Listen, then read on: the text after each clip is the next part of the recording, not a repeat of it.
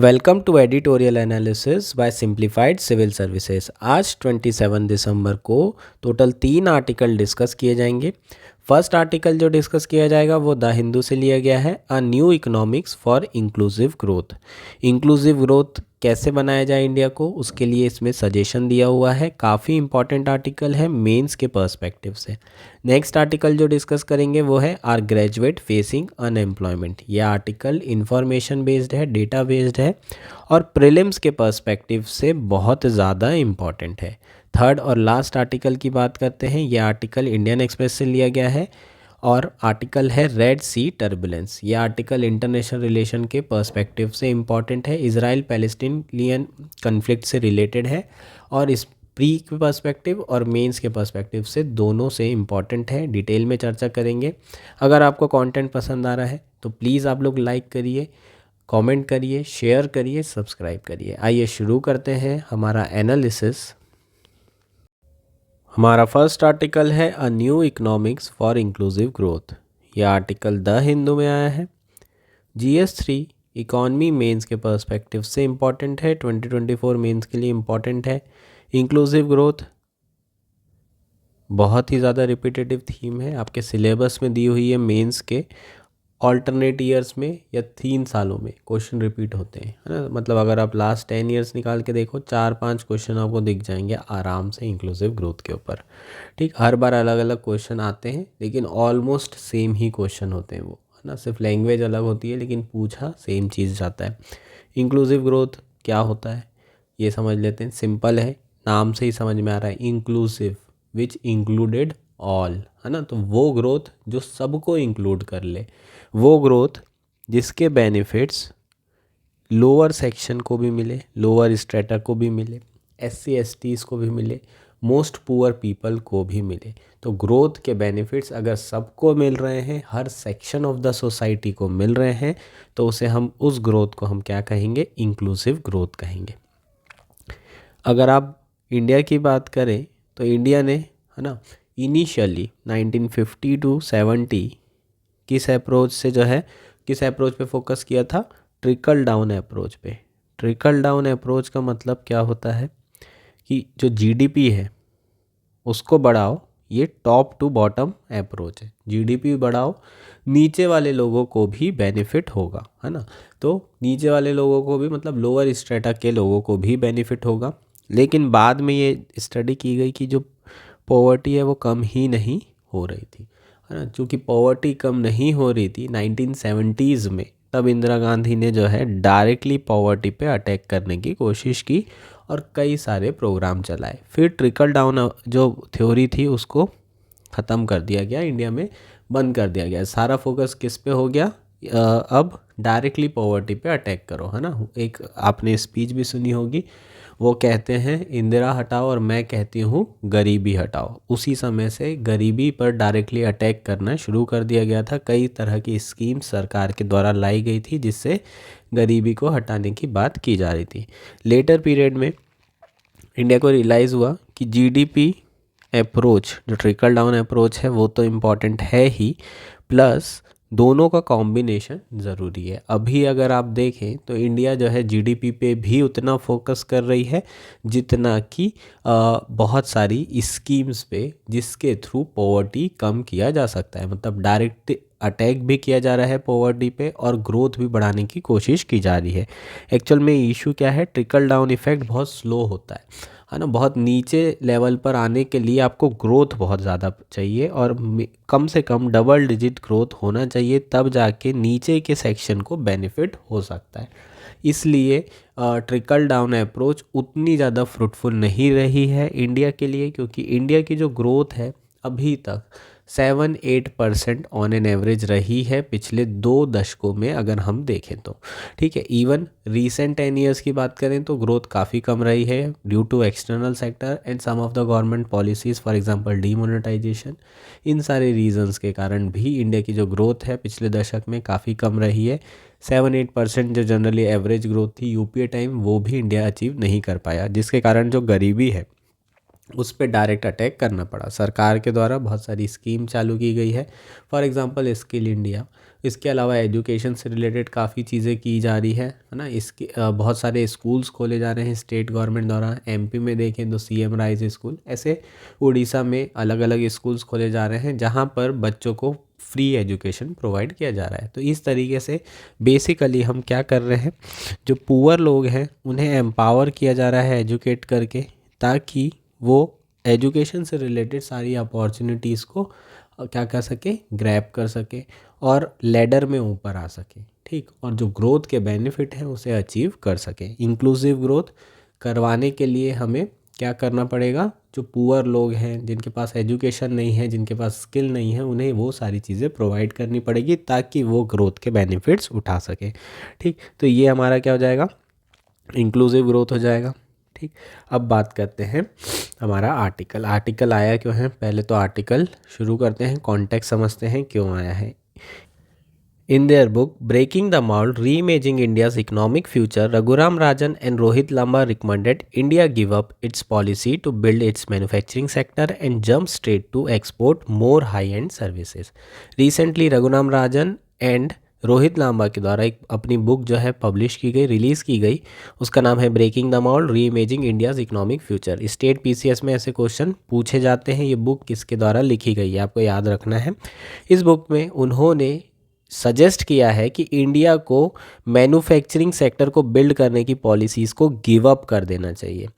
उनका ये कहना था कि सरकार इतनी ज़्यादा सब्सिडी दे रही है मैन्युफैक्चरिंग सेक्टर को बिल्ड करने के लिए, और मैन्युफैक्चरिंग सेक्टर है ना, जैसे ही ये सब्सिडी हटाएंगे वो क्या नहीं कर पाएगा, सर्वाइव नहीं कर पाएगा। जो नई मैन्युफैक्चरिंग कंपनीज़ है वो सर्वाइव नहीं कर पाएगी वर्ल्ड कॉम्पिटिशन में, अननेसेसरली पैसा वेस्ट हो जाएगा। इससे बेहतर है सरकार को क्या करना चाहिए, एक्सपोर्ट हाई एंड सर्विसेज पे फोकस करना चाहिए। ठीक है, जो हाई एंड सर्विसेज है उसके एक्सपोर्ट पे फोकस करना चाहिए ताकि जॉब्स को बढ़ावा दिया जा सके, जिसमें इंडिया को हमेशा से कंपैरेटिव एडवांटेज रहा है। जो इस सर्विसेज है उसमें इंडिया को हमेशा से एडवांटेज रहा है। लेकिन ये थोड़ा सरप्राइजिंग तो है क्योंकि ये आरबीआई के जो फॉर्मर गवर्नर हैं रघुराम राजन जी द्वारा, उनके द्वारा कहा जा रहा है कि मैन्युफैक्चरिंग सेक्टर को क्या कर दो, इग्नोर कर दो। अगर आप देखें पिछले 30 सालों में इंडिया ने किया क्या है, यही तो किया है। इंडिया की पॉलिसीज़ क्या रही है पिछले 30 साल की, यही रही है। इंडिया ने सर्विस सेक्टर लेड ग्रोथ को ही प्रमोट किया है। ठीक है, इंडिया को लगा कि मैन्युफैक्चरिंग के बिना ही इंडिया तेज़ी से ग्रो कर जाएगा। China on the other hand सबसे पहले एग्रीकल्चर ग्रो किया, उसके बाद मैन्युफैक्चरिंग और उसके बाद सर्विस। ठीक है, जनरली ग्रोथ पैटर्न अगर आप वेस्टर्न वर्ल्ड का देखें तो यही होता है। पहले एग्रीकल्चर में प्रोडक्टिविटी बढ़ती है, उसके बाद मैन्युफैक्चरिंग सेक्टर डेवलप होता है ना। यहाँ से सरप्लस आता है, उसको इन्वेस्ट करके मैन्युफैक्चरिंग में लगाया जाता है। जब मैन्युफैक्चरिंग अच्छा हो जाता है तो फिर लोग एजुकेशन पे फोकस करते हैं और फिर सर्विस सेक्टर आता है। ठीक, तो इंडिया का डायरेक्टली एग्रीकल्चर मैन्युफैक्चरिंग में ज़्यादा ग्रोथ नहीं और सीधे सर्विस सेक्टर लेड ग्रोथ रही है। अगर आप जीडीपी शेयर देखें 60% शेयर है। प्रॉब्लम क्या है, अगर आप ये देखें कि तो ओवरऑल जीडीपी में सर्विस सेक्टर का 60% तो है, लेकिन एम्प्लॉयमेंट में कितना है, ओनली 25%। मतलब 60% शेयर जीडीपी में होना, मतलब टोटल जीडीपी का 60% जीडीपी कौन प्रोड्यूस कर रहा है, सर्विस सेक्टर। लेकिन जॉब कितने परसेंट लोगों को देता है, टोटल 25% लोगों को। जितनी भी जॉब्स हो रही है उसमें से 25% जॉब्स केवल सर्विस सेक्टर में आ रही है, और जीडीपी इतनी ज़्यादा है और जॉब्स इतनी कम है। यही इंडिया की सबसे बड़ी प्रॉब्लम रही है पिछले 30 सालों में। रिसेंटली सरकार के द्वारा जो मैन्युफैक्चरिंग पॉलिसीज़ है ना, उसको वापस लाया गया है ताकि मैन्युफैक्चरिंग सेक्टर को वापस बिल्ड किया जाए, जो इग्नोर्ड था उसे वापस डेवलप किया जाए। ठीक है, उसके कारण इंडिया गवर्नमेंट ने पीएलआई जो प्रोडक्शन लिंक इंसेंटिव प्रोग्राम्स चालू किए ताकि प्रोडक्शन को बढ़ाया जा सके, मैन्युफैक्चरिंग सेक्टर को डेवलप किया जा सके। ऐसी कई सारी पॉलिसीज़ इंडिया के द्वारा शुरू की गई है, जिसको हमारे गवर्नर जो है कह रहे हैं कि इस पे सरकार को फोकस करने की ज़रूरत नहीं है, हाई एंड सर्विस पे फोकस करने की ज़रूरत है। ठीक, तो इंडिया का यही अक्लीस हील रहा है कि इंडिया ने जॉब इतनी ज़्यादा प्रोड्यूस नहीं की है। इंडिया की जो ग्रोथ रही है वो जॉबलेस ग्रोथ रही है। ठीक है, इंडिया ने हमेशा से एजुकेशन पे बहुत ज़्यादा फोकस किया है। साइंस इंजीनियरिंग हो, 70 सालों से आईआईटीज़ बना दिए गए थे, है ना, एजुकेशन पे फोकस किया गया था। तो आज जो है इंडिया सॉफ्टवेयर में वर्ल्ड में टॉप पर है। है ना। सॉफ्टवेयर कंपनीज़ में बहुत ज़्यादा कॉम्पिटिटिव है, एक्सपोर्ट करते हैं हम सॉफ्टवेयर बहुत सस्ते सस्ते। दुनिया को सीईओ कौन प्रोवाइड कर रहा है? इंडिया कर रहा है। अगर आप इसरो की बात कर लें तो नासा से फ्रैक्शन में जो है हमारे इतने सारे जो प्रोजेक्ट हैं वो चल रहे हैं। मतलब जो कॉस्ट है इतनी कम है, इतने कॉम्पिटिटिव हैं हम लोग स्पेस इंडस्ट्री में। तो ये सब इंडिया ने क्या किया है पिछले 70 साल में अचीव किया है। जो इंडिया ने मिस आउट किया है वो है मैन्युफैक्चरिंग सेक्टर को। ठीक, अब बात करते हैं कि मैन्युफैक्चरिंग सेक्टर क्यों ज़रूरी है। ठीक, क्योंकि इंक्लूसिव ग्रोथ अभी भी नहीं हो पा रही है। इंक्लूसिव ग्रोथ क्यों नहीं हो पा रही है उसको समझने के लिए हमें डेटा सेट की ज़रूरत नहीं है ना। अभी आप देखें तो फार्मर्स जो हैं बेहतर प्राइस डिमांड कर रहे हैं। कैजुअल वर्कर, कॉन्ट्रैक्ट वर्कर का परसेंटेज बढ़ता ही जा रहा है जिनके पास सोशल सिक्योरिटी नहीं है। 60% पॉपुलेशन जो है इकोनॉमिकल वीकर सेक्शन में आ रही है, जिसको 10% रिजर्वेशन देना पड़ रहा है ताकि वो जॉब के लिए जो है अप्लाई कर सके या जॉब ले सके। तो ये सोशल पॉलिटिकल अरेना की कुछ सिचुएशन है जो हमें रियलिटी बताती है। आपको डेटा की ज़रूरत नहीं है कि जीडीपी तो इंडिया की ठीक ठाक रही है, लेकिन ट्रिकल डाउन इफेक्ट नहीं हो रहा है, इंक्लूसिव ग्रोथ नहीं हो रही है। ऑब्वियसली ना होने का कारण है एग्रीकल्चर में जो लेबर वर्कफोर्स है वो 50% के आसपास है। एग्रीकल्चर में इनकम एक समय के बाद नहीं बढ़ सकती, तो प्रोडक्टिविटी ऑलरेडी कम है, डिस्गाइज्ड अनएम्प्लॉयमेंट बहुत ज़्यादा है, ज़्यादा ज़रूरत से ज़्यादा लोग काम कर रहे हैं। हमें एग्रीकल्चर से लोगों को निकाल के मैन्युफैक्चरिंग में डालना ही पड़ेगा। क्यों नहीं निकाल के कहीं डायरेक्ट सर्विसेज में डाल सकते? अरे एग्रीकल्चर कर रहा है जो आदमी ज़मानों से, वो डायरेक्टली स्किल्ड वाला काम कर लेगा क्या? नहीं कर सकता। तो उसे कुछ अनस्किल्ड काम ही करवाया जा सकता है। और एग्रीकल्चर के साथ साथ वो धीरे धीरे स्किल सीख सकता है, लेकिन उसके पास समय नहीं है। तो अगर कोई फैक्ट्री रूरल एरिया में लगाई जाए तो हो सकता है कि वो धीरे से कहाँ पर आ जाए, एग्रीकल्चर से इस फैक्ट्री में काम करना शुरू कर दे, अगर थोड़ा सा उसे इनकम ज़्यादा दिया जाए। ये क्या था? लुईस मॉडल था। ठीक है, Lewis model, dual model of economic development. ठीक, इसमें यही कहा गया था कि अगर थोड़ी सी इनकम बढ़ा के देते हैं तो एग्रीकल्चर के जो लेबर हैं वो कहाँ आ जाएंगे? मैन्युफैक्चरिंग सेक्टर में आ जाएंगे। अब ये अगर इसके घर के पास है तो लिविंग कॉस्ट बच जाएगी, और अगर लिविंग कॉस्ट बच जाएगी तो बहुत थोड़ी सी इनकम भी अगर इसे ज़्यादा मिलती है एग्रीकल्चर से तो ये कहाँ स्विच कर जाएगा? मैन्युफैक्चरिंग सेक्टर में स्विच कर जाएगा। वहाँ ये अर्न भी कर सकता है और नई चीज़ें सीख भी सकता है। तो अर्निंग भी कर सकता है और लर्निंग भी कर सकता है। तो बेसिकली अगर हमें इंक्लूसिव ग्रोथ करना है तो हम मैन्युफैक्चरिंग सेक्टर को तो छोड़ ही नहीं सकते, क्योंकि 50% पॉपुलेशन अभी भी एग्रीकल्चर में है। और इन सबको निकालने के लिए, एग्रीकल्चर की प्रोडक्टिविटी बढ़ाने के लिए, डिस्गाइज अनएम्प्लॉयमेंट कम करने के लिए, और लोगों को इंक्लूसिव ग्रोथ या फिर इंडिया की ग्रोथ स्टोरी का पार्ट बनाने के लिए हमें मैन्युफैक्चरिंग सेक्टर चाहिए, that too in rural areas. ठीक है, वो भी कौन सा होने चाहिए? Small manufacturing sector. ठीक है, बड़ी बड़ी इंडस्ट्री रूरल एरियाज़ में लग नहीं सकती, बहुत बड़ी बड़ी इंडस्ट्रीज़ नहीं लगती, लेकिन छोटी छोटी इंडस्ट्रीज़ लग सकती है। तो बेसिकली यहाँ जो कंक्लूजन या फिर सजेशन दिया जा रहा है जो राइटर है उनके द्वारा, वो वही है जो गांधी जी ने दिया था कि छोटी स्मॉल कॉटेज इंडस्ट्रीज़ को, मैन्युफैक्चरिंग इंडस्ट्रीज़ को डेवलप करने की ज़रूरत है। छोटी इंडस्ट्री रहेगी, स्मॉल इंडस्ट्री रहेगी तो क्या होगा कि कैपिटल इंटेंसिव भी नहीं रहेगी, ज़्यादातर लेबर इंटेंसिव इंडस्ट्री रहेगी। इसका मतलब ज़्यादा से ज़्यादा लोगों को अकोमोडेट करेगी। बड़ी इंडस्ट्री रहती तो कैपिटल इंटेंसिव होती है, वहाँ पर उतना एम्प्लॉयमेंट क्रिएट नहीं होता है। छोटी इंडस्ट्री रहेगी तो ज़्यादा से ज़्यादा लेबर को एब्जॉर्व कर पाएगी। और यही जो है तरीका है इंडिया को जो ग्रोथ है उसको इंक्लूसिव ग्रोथ बनाने का। तो इंडिया को स्मॉल मैन्युफैक्चरिंग इंडस्ट्री पे ज़्यादा फोकस करने की ज़रूरत है।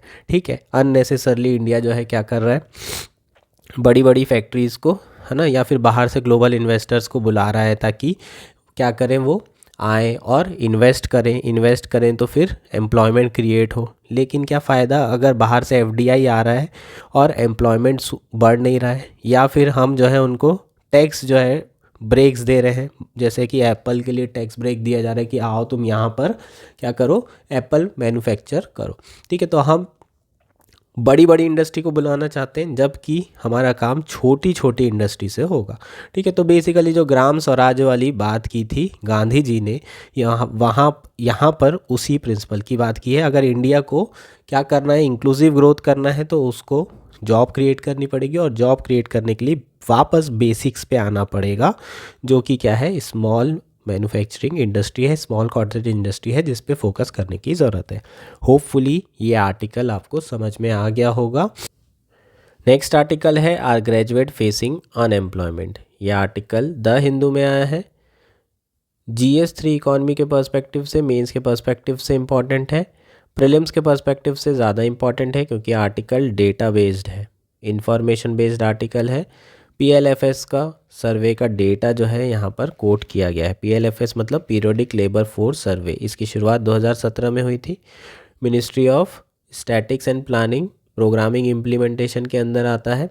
ठीक है, बेसिकली NSO नोडल एजेंसी है, और NSO किसके अंदर आता है, MOSPI, ministry of static and programme implementation. Quarterly और एनुअली डेटा रिलीज़ करता है एम्प्लॉयमेंट अनएम्प्लॉयमेंट से रिलेटेड। ठीक है, तो 2017 से इसकी शुरुआत हुई है, और इसका जो रीसेंट डेटा आया है ना, जो लेटेस्ट डेटा है 2022-23 का, उसको इस आर्टिकल में कोट किया गया है। बेसिकली इस आर्टिकल में ट्रेंड समझने की कोशिश करेंगे, अनएम्प्लॉयमेंट के ट्रेंड क्या हैं और अनएम्प्लॉयमेंट इन ग्रेजुएट्स के ट्रेंड्स क्या हैं। ठीक, तो एग्रीगेट अनएम्प्लॉयमेंट रेट की बात करें 1993 से 2011 तक बाय एंड लार्ज देखेंगे तो 2 से 3% के बीच में रहा है ना, इवन 2 से 2.5 ही रहा है, काफ़ी कम जो है अनएम्प्लॉयमेंट था। उसके बाद 2011 के बाद से अनएम्प्लॉयमेंट लगातार बढ़ा है। 2017-18 में अनएम्प्लॉयमेंट मैक्सिमम 6.1% के आसपास पहुंच गया था, और उसके बाद अभी जो 2022-23 है उसमें अगर देखें तो 3.2% अनएम्प्लॉयमेंट पहुंच चुका है। तो ये क्या है, पिछले 20-30 सालों का है ना, 30 इयर्स का ट्रेंड देखने को मिल रहा है। 1993 से अगर आप ये वाला देखेंगे तो ऑलमोस्ट स्टैग्नेंट था, और इसके बाद देखेंगे तो राई हुआ और फिर कम हुआ। तो पिछले 10 सालों में बात करेंगे तो स्टेडली इंक्रीज़ नहीं हुआ है, स्टेडली डिक्रीज़ नहीं हुआ है, पहले राइज हुआ है और फिर फॉल हुआ है। 2017-18 में मैक्सिमम पहुंचा था 6.1%।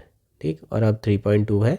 तो ये हमारा क्या हो जाएगा, ट्रेंड हो जाएगा। ये प्रीलिम्स में आते हैं ऐसे क्वेश्चन। ठीक है, आपको पूछ सकता है कि बताइए अनएम्प्लॉयमेंट ट्रेंड क्या है इंडिया का, पिछले 10 सालों में इंडिया का अनएम्प्लॉयमेंट स्टेडली इंक्रीज़ हो रहा है, ऐसे स्टेटमेंट पूछे जाते हैं। तो ऑब्वियसली गलत है, पिछले 10 सालों में स्टेडली इंक्रीज़ नहीं हो रहा है, इंक्रीज़ होके फिर कम भी हो गया है। ठीक, अब बात करते हैं share of graduate in labour force. Obviously graduate का लेबर फोर्स में जो शेयर है वो बढ़ ही रहा है ना, यूनिफॉर्मली बढ़ रहा है।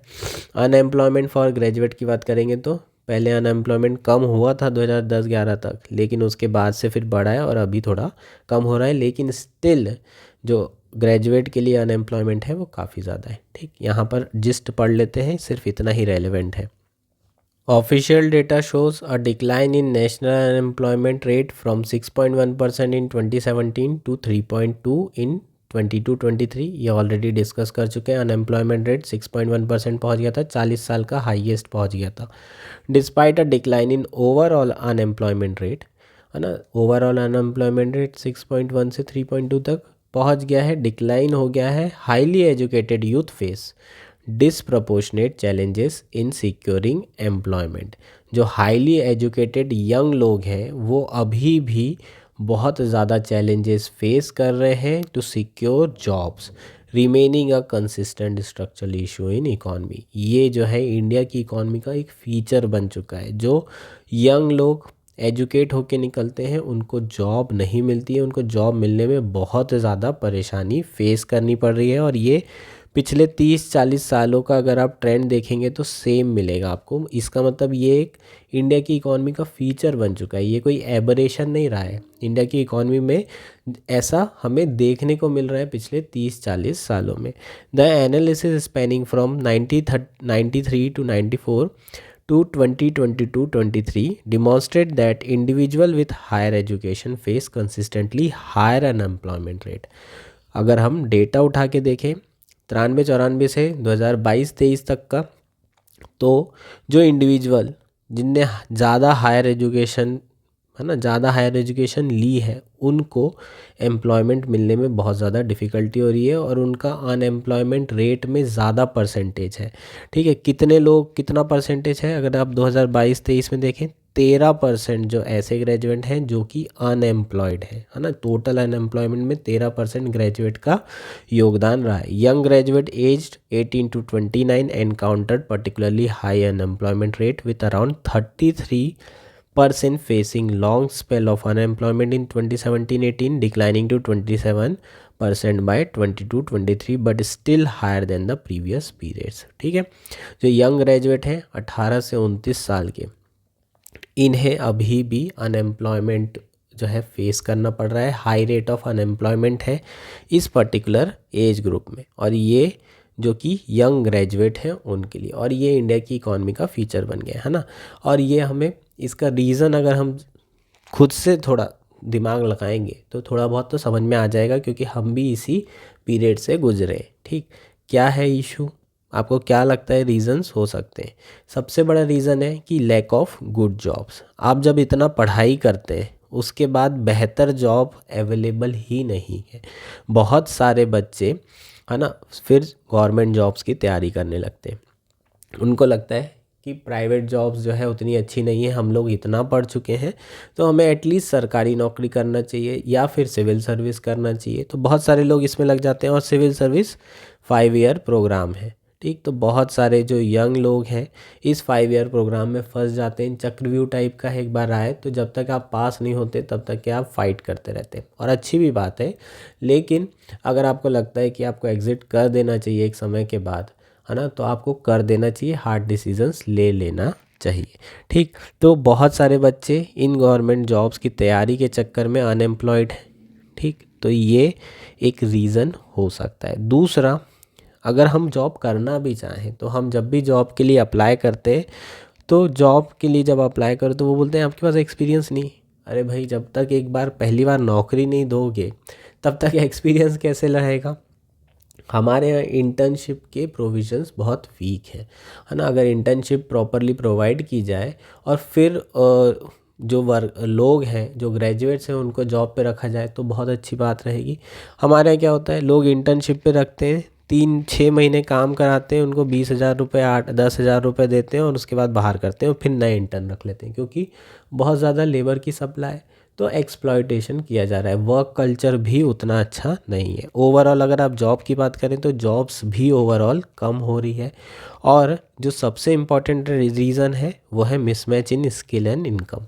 ठीक है, क्या है, जो स्किल है उसमें बहुत बड़ा मिसमैच है ना। अगर आप कॉलेज से निकलने के बाद एम्प्लॉयबल भी नहीं रहते। आपने पढ़ तो लिया है, डिग्री तो ले ली है, लेकिन आप काम करने लायक नहीं है। इंडिया का एजुकेशन सिस्टम ही ऐसा है, एप्लीकेशन बेस्ड स्टडी होती नहीं है, थ्योरेटिकल बेस्ड स्टडी होती है। तो ये सारे रीज़न्स हम समझ सकते हैं, ये सारे रीज़न हम गैस कर सकते हैं कि होने चाहिए, है ना। मुझे ये रीज़न्स समझ में आ रहे हैं, आप लोग भी अपने तरफ से कुछ ऐड कर सकते हैं अगर आपको भी समझ में आ रहा है तो। ठीक है, कमेंट भी कर सकते हैं, बिल्कुल। ये हमारा आर्टिकल था, होपफुली आपको सारी चीज़ें समझ में आ गई हो। हमारा लास्ट आर्टिकल है रेड सी टर्बुलेंस। ये आर्टिकल इंडियन एक्सप्रेस में आया है। GS2 IR के पर्सपेक्टिव से, मेंस के पर्सपेक्टिव से काफ़ी इंपॉर्टेंट है, प्रीलिम्स के पर्सपेक्टिव से भी इम्पॉर्टेंट है, प्लेसेस इन न्यूज़ आपको पूछा जा सकता है, ज्योग्राफी के पर्सपेक्टिव से प्री में इम्पॉर्टेंट है। जो जो जगह यहाँ पर हम लोग यूज़ करेंगे, वर्ड जो आएंगे, वो सारी चीज़ें आप मैप में एक बार देखेंगे ज़रूर। ठीक है, वो आपको प्री में पूछे जा सकते हैं।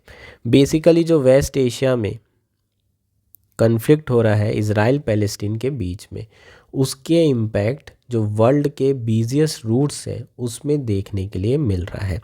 Since mid November, Houthi rebel who control large part of Yemen have been firing drone and missile on the ships in the Red Sea.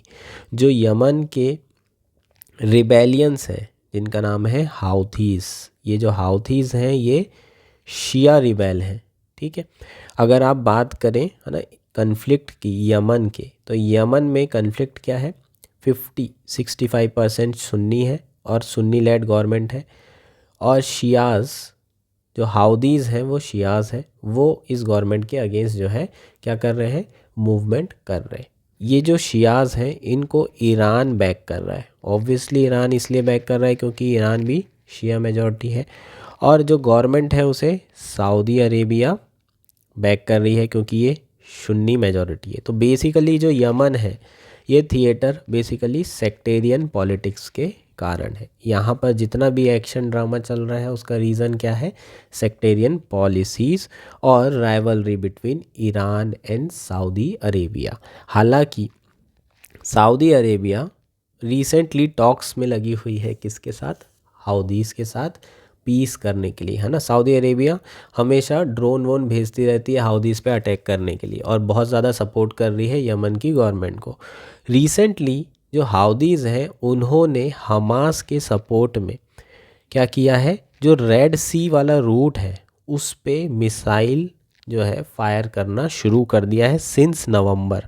ठीक है, सिंस मिड नवंबर जो है ये चीज़ें की जा रही है, फायरिंग ड्रोन्स एंड मिसाइल्स किसके द्वारा, हाउदीज़ के द्वारा, और कहीं ना कहीं से ईरान की इसमें बैकिंग भी मिल रही है। The rebels reportedly backed by Iran claim that the attacks are in solidarity with Hamas. वो खुद भी जो है इसकी जिम्मेदारी ले रहे हैं कि ये जो अटैक है वो किसकी सॉलिडेरिटी के लिए, हमास के सपोर्ट में किया जा रहा है। But the turmoil has escalated in the last week with how the projectile hitting ships with no clear link with Israel. लेकिन टर्मोइल जो है, जो टर्बुलेंस है, वो जो स्थिति है वो बहुत अधिक बिगड़ गई है। क्यों बिगड़ गई है कि जो भी हाउदी के प्रोजेक्टाइल्स और मिसाइल जा रही हैं उसका इजराइल से कोई लिंक नहीं है। वो अननेसेसरली बस रेड सी में क्या कर रहे हैं, मिसाइल मारते जा रहे हैं, फायर करते जा रहे हैं। In the last 4 days 2 commercial ship with India connection have been hit. पिछले 4 दिनों में 2 ऐसी कमर्शियल शिप थी जो कि जिसका कनेक्शन इंडिया से था। कौन सी, दिसंबर 23 को MV Chem Pluto, a Liberian flagship और Japan owned and Netherlands operated tanker with largely Indian crew faced an attack hours later. MV Sai Baba with 25 Indian on board came under drone attack in southern Red Sea. ठीक है, तो 2 ships को जो है attack किया गया है जिसका इंडिया के साथ कनेक्शन है, जिसमें इंडिया के क्रू मेंबर हैं। एक है MV च्यू प्लूटो और एक है MV साई बाबा। इन दोनों पे अटैक किया गया और ये जो है अभी बता रहा है कि इज़राइल पैलेस्टीन इशू के कारण वेस्ट एशिया में कितनी ज़्यादा इंस्टेबिलिटी है और अभी जो सिचुएशन है बहुत ज़्यादा ख़राब है। Yemeni rebels have not claim responsibility of this attacks. जो यमन के जो फोर्सेस हैं, रिबेल्स है हाउदीज़, उन्होंने इसकी रिस्पॉन्सिबिलिटी नहीं ली है अभी तक के। यूएस का क्या कहना है कि एक तो जो है यमन की जो हाउदी फोर्स है उनकी गलती है एक अटैक, लेकिन एक अटैक ईरान के द्वारा किया गया है, ईरान के ड्रोन से हुआ है जो कि MV चैम प्लूटो के ऊपर किया गया है, ऐसा यूएस का कहना है। अगर हम बात करें रेड सी की, तो रेड सी आप जानते हैं ये वाला पोर्शन ओमान, ये है यमन, ठीक, ये सऊदी अरेबिया, यहाँ पर पर्शियन गल्फ़ है और यहाँ पर रेड सी है। यहाँ रेड सी से यहाँ पर स्वेज कैनाल है, यहाँ पर इजिप्ट का एरिया है, मतलब ये अफ्रीकन कॉन्टिनेंट है, और यहाँ से हम मेडिटेरियन सी में जाते हैं। ठीक है, तो ये बहुत इम्पॉर्टेंट क्या है, ट्रेड रूट है। ये ट्रेड रूट इतना ज़्यादा इम्पॉर्टेंट क्यों है, क्योंकि अगर यहाँ से नहीं जाते तो आपको अफ्रीका से लोवेस्ट पॉइंट से होते हुए जाना पड़ेगा। मतलब ये आपको ट्रेड रूट ऐसे होते हुए फिर ऐसे जाना पड़ेगा। अभी हम डायरेक्टली यहाँ से ऐसे जा रहे हैं, ठीक है क्या, इतना पूरा राउंड मार के ऐसे पहुँचोगे, इससे अच्छा है कि डायरेक्ट पहुँच जाओ। तो ये काफ़ी इम्पॉर्टेंट ट्रेड रूट है। सिंस कब से है, कब से मतलब ज़मानों से है, ये ब्रिटिश एरा के समय से ये ट्रेड रूट सबसे इम्पॉर्टेंट रहा है। ठीक है, it accounts for nearly 30% of world ship container traffic. 30% जो है वर्ल्ड शिप कंटेनर ट्रैफिक यहाँ से निकलता है, 12% ऑफ ट्रेड और 10% ऑफ सीबॉर्न पेट्रोलियम कॉमर्स। ठीक है, तो इसकी इंपॉर्टेंस इससे हम समझ सकते हैं जो डेटा दिया हुआ है। Ship diverted from waterway will be force to grow through the cape of good hope. Good hope मतलब जो अफ्रीका है उसका यहाँ का जो पोर्शन है ना, यहाँ पर इसको क्या बोलते हैं, केप ऑफ गुड होप। ठीक है, तो यहाँ से पूरा डाइवर्ट होके नीचे से जाना पड़ेगा। ऑब्वियसली अगर ऐसा होगा तो बहुत लंबी जर्नी करनी पड़ेगी, लंबी जर्नी करेंगे तो फ्यूल की कॉस्ट बढ़ जाएगी, उसके कारण जो इम्पोर्टेड आइटम है उसकी डिलीवरीज़ में डिले होगा और इम्पोर्टेड आइटम्स की कॉस्ट भी बढ़ जाएगी। इसके साथ साथ क्रूड ऑयल की प्राइसेस भी बढ़ेंगे और इस सारी चीज़ों का नुकसान किसको उठाना पड़ेगा? इंडिया को उठाना पड़ेगा और बाकी कंट्रीज़ को भी उठाना पड़ेगा। ठीक है, रिसेंटली यूएस के द्वारा ऑपरेशनल प्रॉस्पेरिटी गार्डियन शुरू किया गया है। ऑपरेशनल प्रॉस्पेरिटी गार्डियन के बारे में बात करेंगे। It's a multinational naval force to guard against the attack by rebels. ठीक है, तो ये मल्टीनेशनल फोर्स है, इसका मतलब एक साथ कई सारे नेशन जो है इसमें पार्टिसिपेट कर सकते हैं। और ये नेवल फोर्सेस किस लिए बनाई गई है? ताकि गार्डिंग कर सकें, जो हमारे कमर्शियल शिप्स हैं उनको बचाया जा सके, उसके लिए गार्डिंग करने के लिए ऑपरेशनल प्रॉस्पेरिटी गार्डियन शुरू किया गया है। ये आपके लिए इंपॉर्टेंट है। प्रीलिम्स में डायरेक्टली क्वेश्चन पूछा जा सकता है कि operational prosperity guardian is recently in the news. बताइए किस लिए जो है ये बनाया गया था या लॉन्च किया गया था। ठीक है, ये इम्पॉर्टेंट है, काफ़ी इम्पॉर्टेंट है, ये आपको प्री में पूछा जा सकता है। बहुत सारी कंट्रीज़ लेकिन इस मल्टीनेशनल लेवल फोर्स से जो कि गार्ड करने के लिए बनाई गई है, इससे क्या है? एब्सेंट है, जो कि यूएस लेड फोर्स है। अगर आप इजिप्ट की बात करें तो सबसे ज़्यादा नुकसान तो इजिप्ट को होने वाला है, क्योंकि सुएज़ कैनाल इजिप्ट का है और यहाँ से अगर सारी की सारी है ना, बेसिकली टोल लेता है, ये जितनी भी शिप्स यहाँ से जाती हैं उनसे पैसा लेता है इस रूट से जाने का। अगर इस रूट से शिप्स जाना बंद हो जाए तो सबसे ज़्यादा नुकसान किसको होगा? इजिप्ट को। लेकिन अभी तक इजिप्ट ने हाउदीज़ के इस जो है करतूत को कंडेम नहीं किया है, इसकी कोई भी निंदा, कड़ी निंदा छोड़िए, कोई भी निंदा नहीं की है। सऊदी अरेबिया जिसके साथ इनके रिलेशन अच्छे नहीं रहे, वो भी नेगोशिएट पीस कर रहा है, तो वो भी अभी शांत है, फोर्स ज्वाइन नहीं किया हुआ है, अभी तक सपोर्ट में नहीं आया है यूएस लेड फोर्स के। तो ऐसा लग रहा है क्लियरली कि जब तक कि हमास इज़राइल का कन्फ्लिक्ट रिजॉल्व नहीं हो जाता, कुछ ना कुछ डिस्प्यूट रिजोल्यूशन नहीं होता है, पीस नहीं आता है, तब तक के इस एरिया में, वेस्ट एशिया में इंस्टेबिलिटी बनी रहेगी और रेड सी में इस तरह की चीज़ें होती रहेंगी। तो ये बेसिकली क्या था? हमारा आर्टिकल था। होपफुली आपको सारी चीज़ें इसमें समझ में आ गई होगी। That's it for today and thank you. Enjoy your day.